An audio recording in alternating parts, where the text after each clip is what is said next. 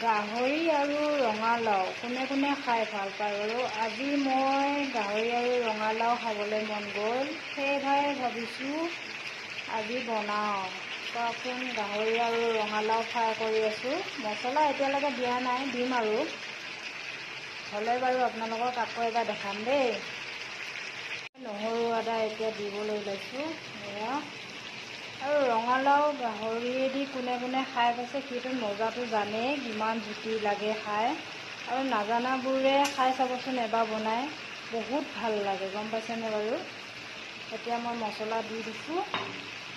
অৱশেষত মোৰ জেক বেটাই গাহৰি আৰু ৰঙালাও গোন্ধ লৈ লৈ মানে খাম বুলি ভাবি শুই পেলালে আৰু বেচেৰা। শু বেটা, শু শু শু শু। মই দিম দে, হ'লে দিম দেই বেটা, দিম দেই। ঠেৰ লাগিছে, বিচনাত নুশুৱে মোৰ বেটা। দিম বেটা, হ'ব দিয়া দেই, মই দিম দেই। ৰেডি, টেষ্ট কৰিবা হৈ গ'ল।